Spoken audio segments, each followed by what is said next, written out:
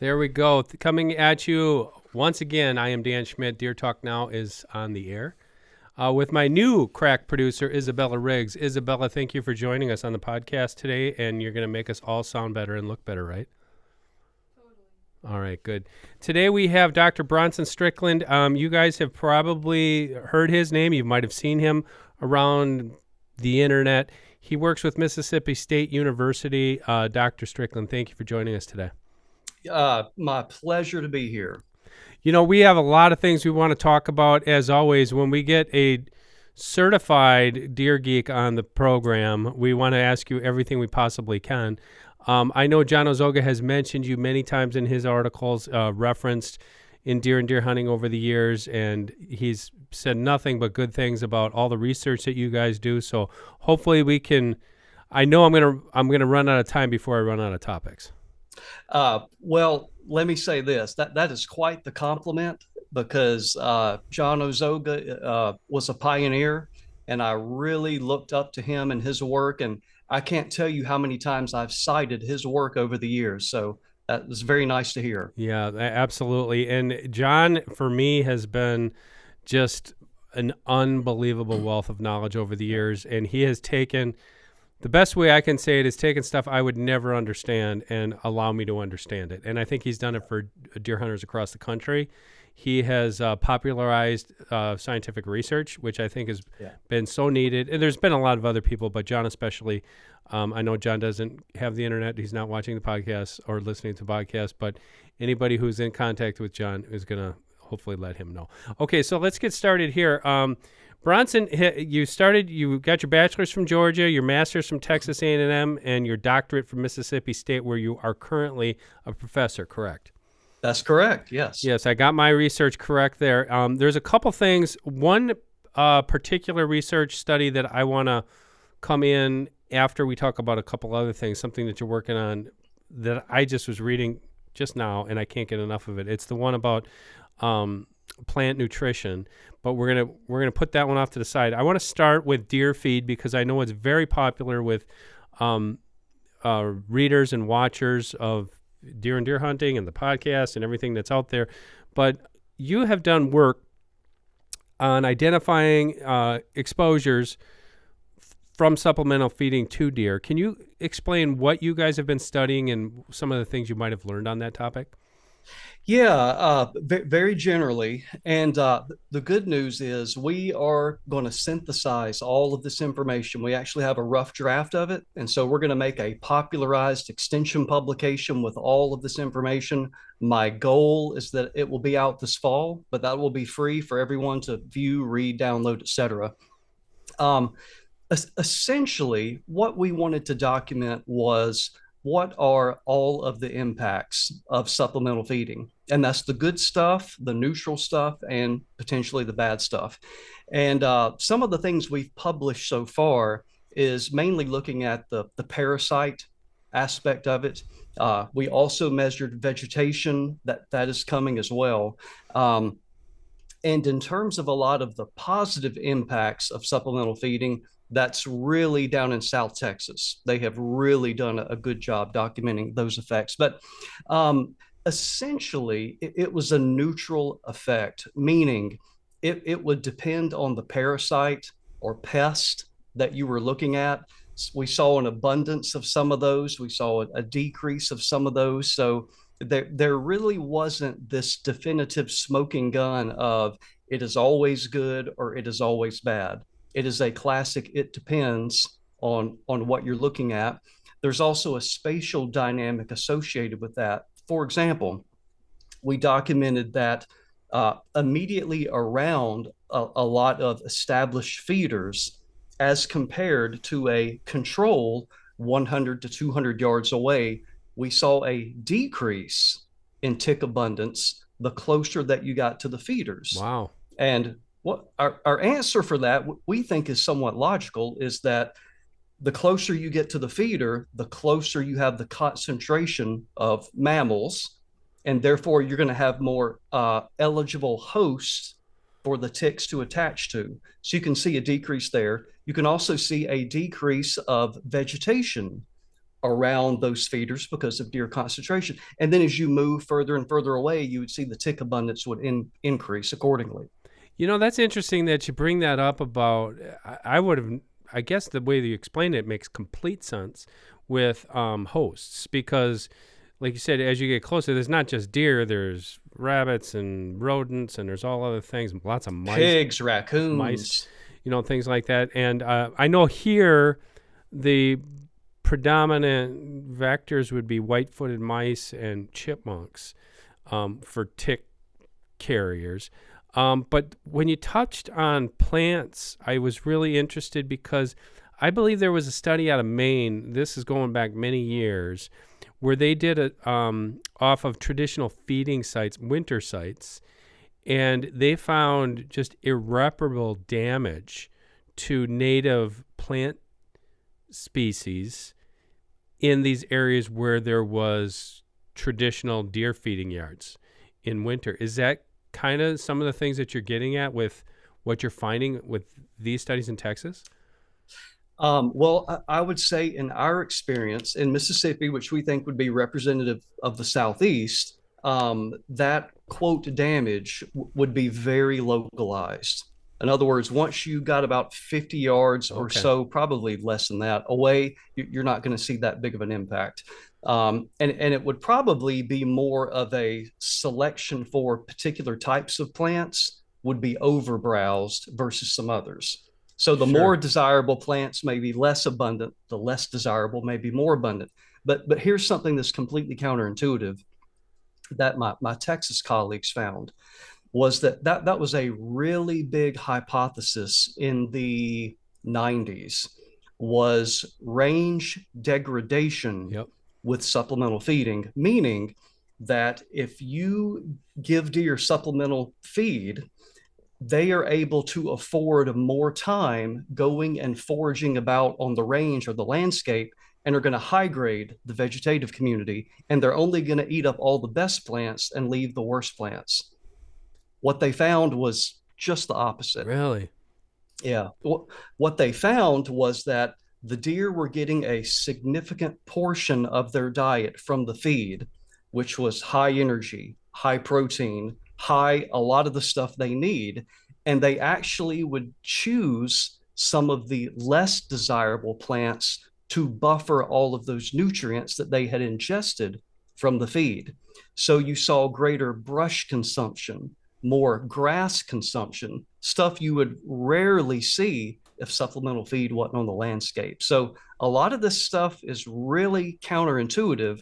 And that's why you got to do the studies and measure the results. That's absolutely fascinating and makes perfect sense because when you talk about that, they can only metabolize X amount, and inherently, they somehow know that, okay, if they're ingesting the feed, now I know Texas is a different world when it comes to that. Those guys actually have that stuff dialed in pretty good. So they're providing them whatever nutrients they need and then some. And then the deer are basically going to the salad bar and getting, well, they used to say that roughage to fill it out is what you're saying. Yeah. I would have probably, if you would have asked me off the cuff, I would have reverted back to that 90s thinking, saying that, and that's, I think, where the main one came in. It's a different story because you're talking about in the northern tier of the United States, you have these where there isn't much browse whatsoever, and anything they would eat would be depleted. Like, I don't know in Maine if they have like white pine. Well, good luck getting a white pine to grow if you've got traditional feeding yards Right. in a northern winter landscape. Different story in Mississippi, different story even in Texas because the just the forb community is so diverse, is it not? It is. And it's so rainfall dependent. When they have rain, they have an overabundance of forbs that the deer can't consume it all. But that's 1 out of every 4 years where they have that. So that's really where the tradition and kind of the culture of supplemental feeding began. In my experience, it wasn't so much about it being antler driven back in those days. It was, can we produce reliable fawn crops so we can have a sustainably harvestable population. Okay, fascinating. What have you guys studied and found out about? I know that there was, correct me if I'm wrong, weren't you studying like toxin risks with like corn supplement Yeah. and like what We that might be causing for the whitetails? Yeah, so we did a study with that. It was essentially let's measure everything we can measure, both in the bag and in the environment. And so we sampled bagged corn, we sampled bulk corn, and this is all stuff that's labeled as wildlife corn or deer corn or whatever. And it was highly variable, but we found it in bagged feed, we found it in bulk feed, but really not at an alarming rate. Pretty low prevalence, and when you did find it, the proportion of it wasn't dangerous. We also found it in established feeders. You're So talking people about that you're talking about toxins that you're aflatoxins. okay. I'm sorry, I should have specified. Yep. Okay. Yes, aflatoxins. And then we also found them in feeders that have been used year after year after year. But the biggest effect we found was we did two studies, one of them in the wintertime and one of them in late spring, summer, where we essentially put corn on the ground. So imagine a bait pile or broadcasting where it went on the ground. Now, even in Mississippi, which is mild compared to the northern US, but even in Mississippi, during the hunting season, we did not see, because of the environment, we did not see aflatoxin growth. We found it, it was there, but it was at such a low level, it wouldn't be a problem for deer or birds or anything at all. Completely the opposite when we did it during the summertime, Wow. is that literally, even though the aflatoxins were either very low or non-existent at day one, by day five, we had 2 or 3 fold exceeded the level that would represent toxicity in some animals. Now, adult deer, not that big of a worry for them realistically, but during that time of year, you got to think that this could be toxic for a fawn if it ingested enough. But again, probably not that big of a danger. Probably the thing that would concern me the most is if you were doing that in, at least in the South, in late spring or summer, is turkeys Yes, getting access to that it. was going to be my question because it's pretty deadly on turkeys, isn't it? Yeah. Yes, exactly. What are the levels that when you'll start seeing it affect deer? I don't know. I think the number is 800 parts per million. It's really, really high. But I don't really know if there's a good demonstration of where it would be lethal for an adult deer. Really? Okay. I'm sure you could create that scenario in a laboratory, but I'm just trying to think about in a free ranging sense where a deer's diet is varied and they're getting a very little dose of that every now and again. I don't see that as being a big mortality risk for adult deer. Now that's interesting. Does it can you explain aflatoxins to people who might not, like, what causes them and how do they become elevated? Not well. Okay. Because I can't. I'll try. Yeah. Well, it's a fungus, Okay. and so it is a naturally occurring fungus, and so even in standing corn, or any type of grain, there could be this aflatoxin there. It's all about the dosage, and you know how chemists will say it's not the chemical, it's always the dose. So salt is a required nutrient for us, but the dose of it can make it lethal. Very similar to that. Okay, So sure. it is in the environment. We just try not to create a scenario where the populations or the concentration of that is going to get really, really high, and a deer would ingest a really big dose of it. Okay, That's and what we're trying to prevent. That's coming from feeders, supplemental feeders, and putting corn out there. Have you ever seen a situation? I know you probably know where I'm going with this. Have you ever seen a situation where aflatoxins were affecting even a local deer herd? Not at a population scale.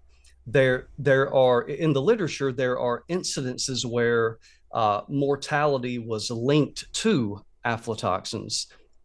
but I would say it's very rare for Very adult rare. deer. And could this happen could this happen in a natural setting with like in a Iowa cornfield?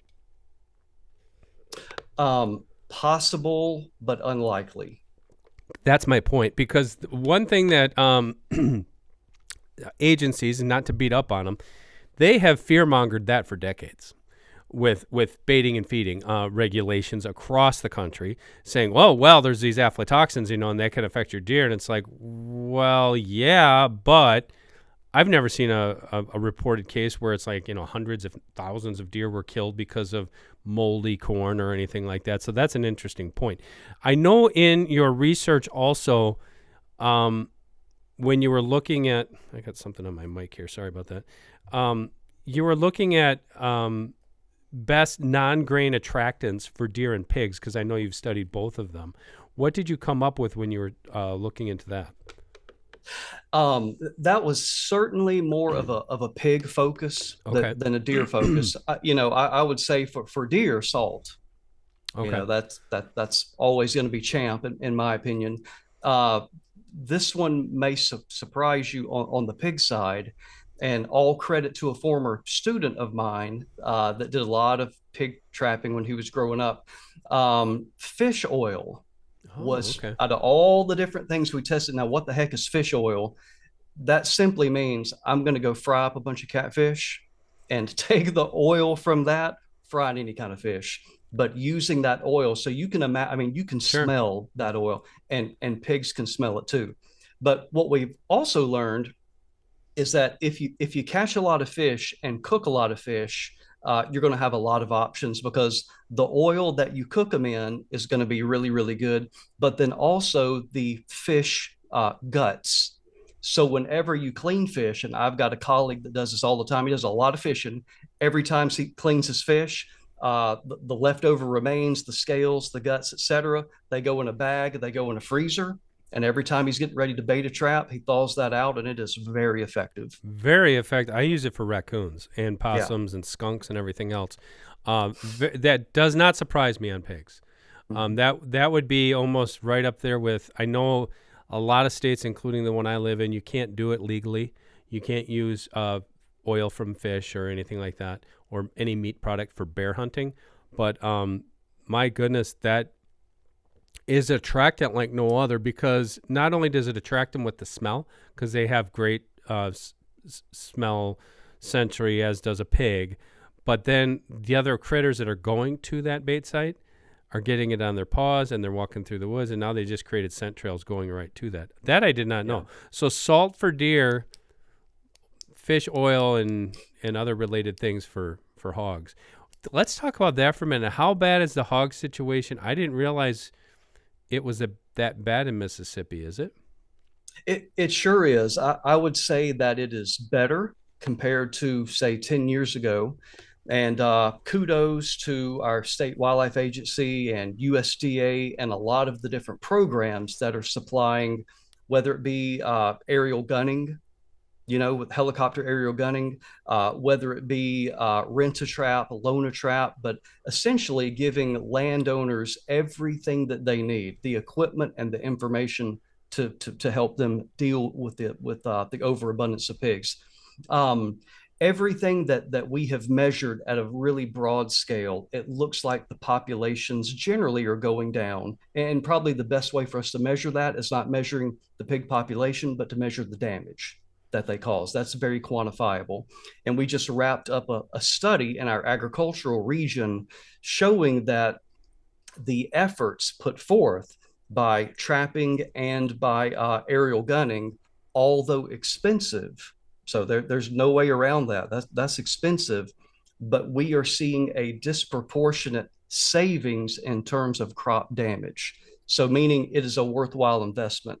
I wish we didn't have to make that investment whatsoever, but every dollar you're putting towards pig management, you're getting more than that dollar back in crop damage savings. Yeah, and you don't want it. As we've documented many times, I've hunted them down in Florida, and my buddy who lives down there, he said it's like a wave of sadness when wild hogs get in there. He said everything else is gone. He said the That's right. deer, the turkeys, the quail.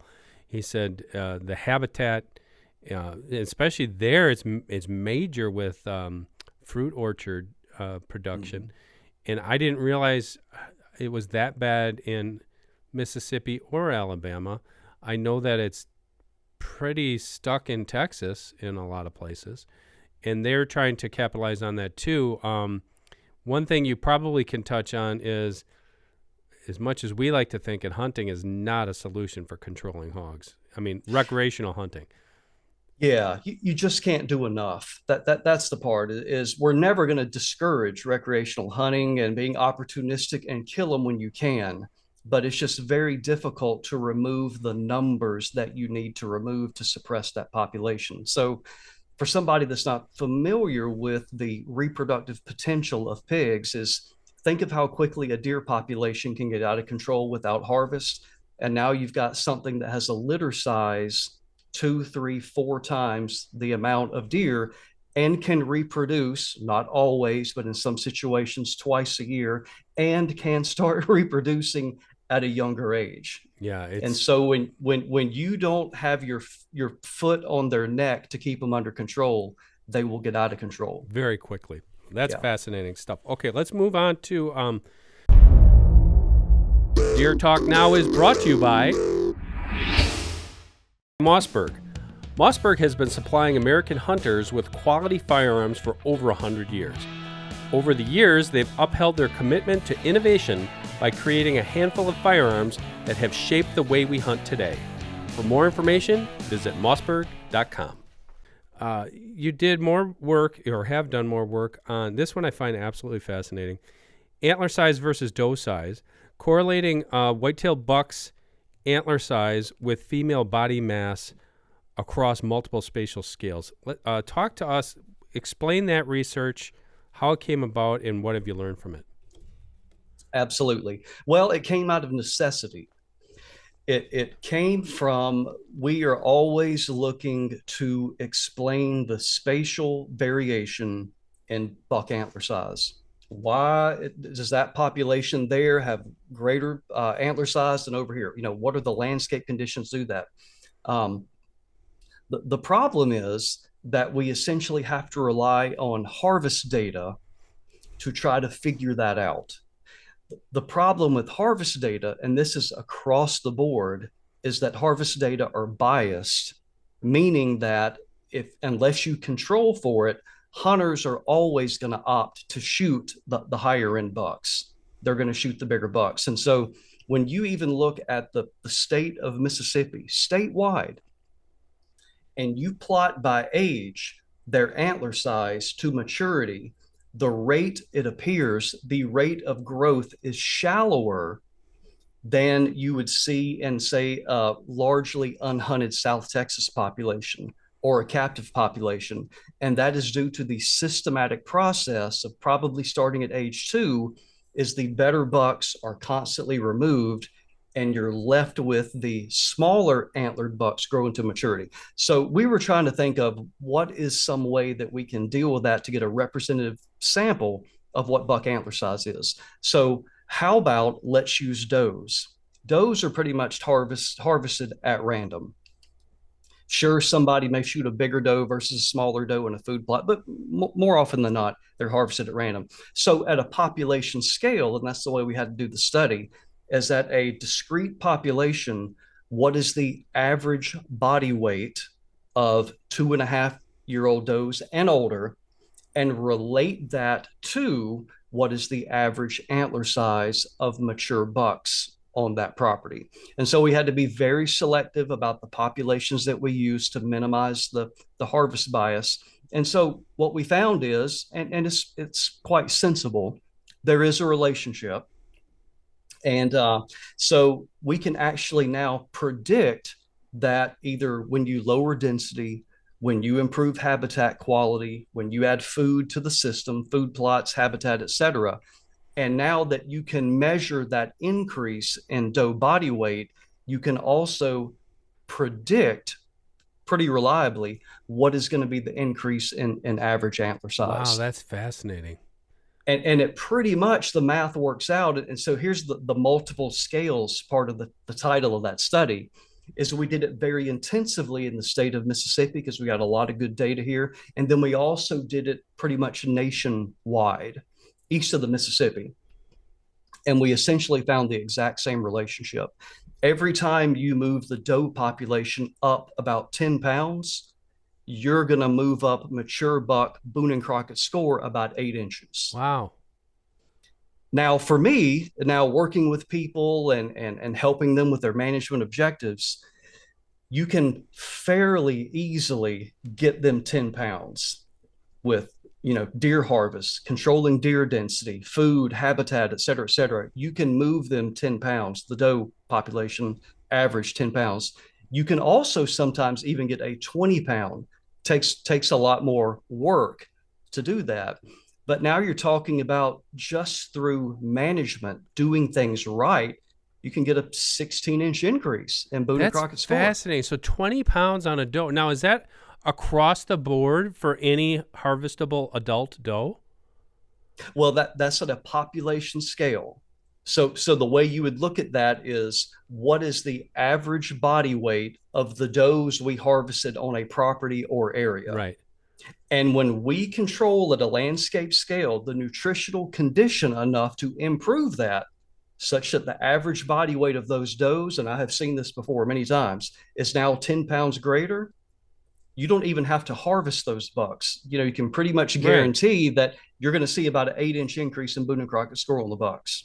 I'm still hung up on the whole doe, the whole doe weight thing, because so let me just guess, you're taking, like, on that approach, you're taking obviously density dependent. So you're making a very concerted effort to bring those doe numbers down.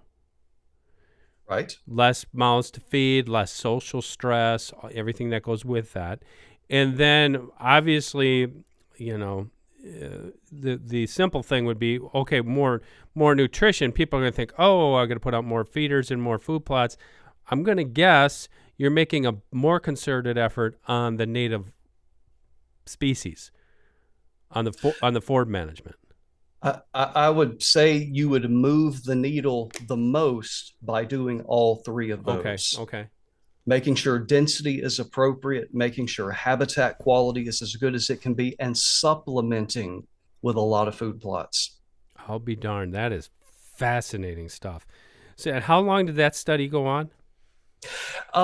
Well, if you look at the years that some of these properties we use were collecting harvest data, that goes back 20 years. Okay. The study, the analysis and interpretation and stuff, probably about a year. A year's worth of study and analysis. Yeah. When you were measuring doe weights, was it field dress weights? Well, we could do both. Okay. So we could take live weight or eviscerated, and we would correct for eviscerated to make it live, and then run our analyses like that on a standardized metric. And how many different properties did you study? Oh, in Mississippi, hundreds. Across the eastern U.S., I want to say it was about 75 distinct properties. Wow, that's pretty fascinating. Outside of Mississippi. And by doing that, you're increasing your buck antler. I mean, that should get anybody excited. Okay, I'm on a short leash here, so I'm going to go to the next question. Is on, I just picked these out. I don't know if I hope I shared these with you, so I'm not bombarding you out randomly. Dear Inbreeding, I'm fascinated to hear your thoughts and observations on this. And I believe you had a study called Testing a Local Inbreeding Hypothesis as a Cause of Observed Antler Characteristics in Managed Populations of Whitetails. Yeah, I played a peripheral role with that. Okay. So I was not the geneticist on the team or anything like that, but I think I can summarize. Essentially, always a concern, especially if you're getting into a captive or a high fence population. Are we going to have inbreeding, impacts to genetic diversity? What might be those subsequent impacts to greater mortality, decrease in antler size, et cetera? So we studied 3 populations. 2 of them free ranging, one in Mississippi, one in Texas, one semi-captive population. And what do I mean by semi-captive? It was a fenced population, but there were parts of the fence where we know deer were coming in and out. And through all of the genetic metrics that they use that I cannot begin to explain, basically found no relationship. So it really didn't matter in that context whether it was free ranging or whether it was in this big captive, but there was really no evidence for any inbreeding depression, very low genetic diversity. We also had cases to where we had individuals with antler malformations, really small, funky animals. And, a lot of people would say, well, that's got to be genetics. We would look at those animals and not really find any smoking gun, anything different at all about their genetics. So, big picture is that in most situations, we don't think the inbreeding issue is going to be a problem. But you always have to qualify if you reduce the population small enough and you reduce the opportunity for immigration and emigration, moving in and out, gene flow, et cetera, of course, you could have that problem. But in most scenarios, it's not. Most scenarios you're not, and I think you hit that nail right on the head. And I know you're a scientist and you can't talk in absolutes, and you won't. But when we see it in popular literature or just in our media, a lot of guys will get hung up on that. A guy in Missouri or Illinois or Wisconsin or Michigan who's hunting public land will make that excuse. And I'm not criticizing anybody, but it's like it just, for all intents and purposes, it does not happen in the wild, does it? Especially on anything that could be. People say, "Oh, we have all these bucks that have very short brow tines on this property. They must be inbreeding." So I would say that that's not a case. Yeah, I completely agree with you. Okay. That would not be the case. Okay, and that could be chalked up to just about anything. I mean, and I know we see regional differences in antler characteristics across the country, and that could just happen to be, what that region was dealt with. Now, that's going to bring me to our last topic, which I hope I gave us enough time for, was soil quality. This is something you're working on now, which I actually printed. I don't know if you can see this. I printed this off because I was reading it, and I need John to extrapolate. I always tell John, write an article that can explain this to me like I'm 5 years old. But soil quality does not predict plant nutrition availability to whitetail deer. Let me repeat that to everybody. This is what they're working on, and I'm going to give you. Isabel's going to drop the link into the comment section when we post this. Soil quality does not predict plant nutrition availability. That's something I would never have guessed. Well, same here. This began years ago with Steve DeMar. This began even before Steve and I started working on it. People like Harry Jacobson published papers way back in the day, probably the 80s, of relationships with soil properties, most notably phosphorus. And in that area, we see greater deer, bigger deer. And so that led us down the road of Steve and I've late 90s started looking at regional differences. And when we began, we started looking at could soil, be responsible for some of this. And what we later found out was there's less and less evidence for the soil. It's more of certain soil types and certain soil fertility predispose the landscape to be used in certain ways. The very quick way of saying that is in areas where you have, quote, high quality soil, that's where you have agriculture. Yeah, that's big difference between the Midwest and the Southeast. Yep. is the types of soil. So working with Craig Harper and Mark Turner, they're on that paper and leading that study. What we found was that we standardized the number of deer plants. So we picked a number of plants that deer are going to commonly consume and species that we would find in Florida, Mississippi, Oklahoma, New York, etc. And we sampled plants, the same plants in all of those areas. And then we even took a plug of soil adjacent to where that plant grew and looked at the mineral content in there. And We found a very subtle relationship with trees. You know, not a big component of the diet for deer. When we look at the most favorable diet component for deer, forbs, we found absolutely zero relationship with the soil mineral content and the plant tissue mineral content. Wow. So, put more simply, if a ragweed is growing in the soil with a whole bunch of phosphorus, or growing into soil with very little phosphorus, the amount of phosphorus in that plant tissue was pretty much the same, pretty much uniform. Now, here's the kicker. Here's the other side of the coin. So you're saying, how can you tell me soil quality is not affecting plant growth? It's not affecting plant quality, it's affecting plant biomass. Yep. So that good soil is producing a bigger plant so it can provide more nutrients, but it is not the plant, the soil itself, and the plant itself. It's how much biomass you can produce on an acre of land. Now, that can be related to soil quality. The, the other side of that, which is really important, is that we sampled all types of deer food. So we're looking at forbs, young forbs, old forbs, shrubs, brambles, trees, etc. Everything you're going to find in the rumen of a deer.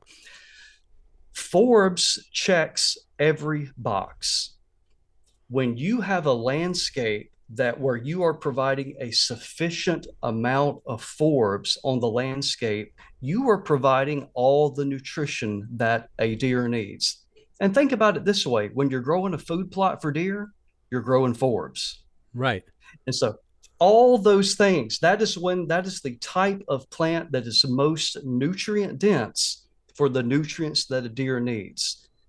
Said another way, and then I'll shut up. Oh, don't keep talking. This is fascinating. I can't wrap my head around it. I would much rather have a property, if I'm managing it, I would much rather have a property that was, quote, medium or low soil quality, but I could manage the habitat to produce forbs, to produce deer food, than be on a place where it had, quote, really good soil, but it's all trees, it's all browse, and I'm not producing forbs. That's the difference that forbs would make in this context. So much more diverse. Exactly. Because when you're looking at, and for everybody who's listening to this, forbs is weeds to us. And I've just been on okay, let me go on a rabbit hole here, literally, because I raise domestic rabbits for meat.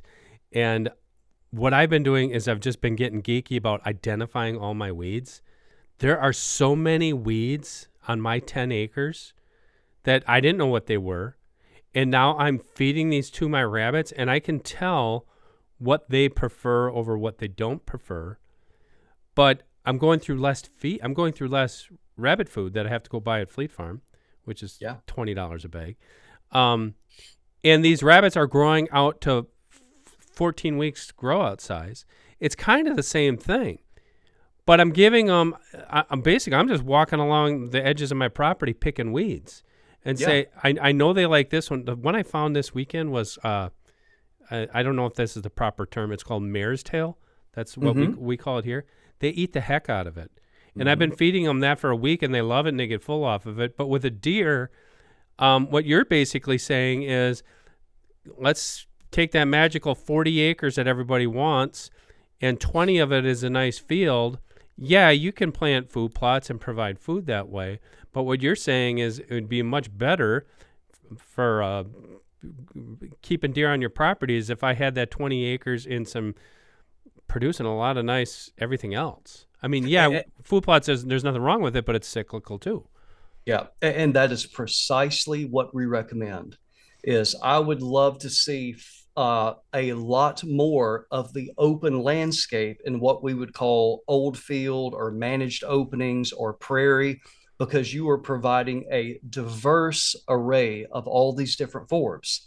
And deer are concentrate selectors. So they're going to be very picky about the plants they want and the parts of the plant they want. We want to provide the buffet in terms of the naturally occurring plants, And the food plots are wonderful too. I'm never going to discourage that. And especially a lot of those native plants aren't producing a lot of biomass in the wintertime. Right. So that's when those cool season food plots really can play a nutritional role at that time. And it's going to take off the browse pressure too if you have that diversity. Man, Bronson, I wish we had about another hour to talk about this stuff. That just gives us an excuse to have you back. Where can people go to find some of this research other than me posting links all over the place? Is there a portal at the university there that people can visit? Yeah, if you visit the website, the MSU Deer Lab, msudeerlab.com, and we have a publications page there that should have most all of this stuff there. They could also, if that's not working or you can't find it, go to the Mississippi State University Extension Service, and there's a publications tab. Punch my name in, and you'll see all of these publications there as well. That's where I found this one. I think I went to a list today. I think there was 105 articles on that extension site. This one was actually from the Journal of Wildlife Management. By the way, Journal of Wildlife Management, I can't read this stuff and make sense out of it, but I can glean enough. Been doing this for 30 years that if you guys really want some great reading, not just on deer, but they've got stuff about every species and plant species too. It's pretty cool stuff. Journal of Wildlife Management. Well, Bronson, thank you so much. I am so glad we finally got a chance to sit down and talk with you here on the podcast. Absolutely. Anytime. We'll talk again. Awesome. Just let me know. Okay, he is Dr. Bronson Strickland, and again, it's Mississippi State University and also the extension at Mississippi State. If you guys want to dig into some more of this, you want to get deer geeky, these guys have the goods. Okay, for Dr. Strickland, I am Dan Schmidt. We're going to catch you here again next week, Thursday. All we ask you to do is like and subscribe wherever you're consuming this podcast.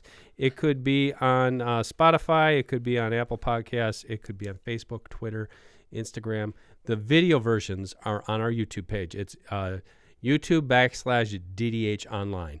We will catch you next week, Thursday, for another brand new episode of the Deer Talk Now podcast. The Deer Talk Now podcast is brought to you by Mossberg, Wildlife Research Center, Traditions Firearms, Outdoor Edge Knives, Hoyt Archery, and 10 Point Crossbows.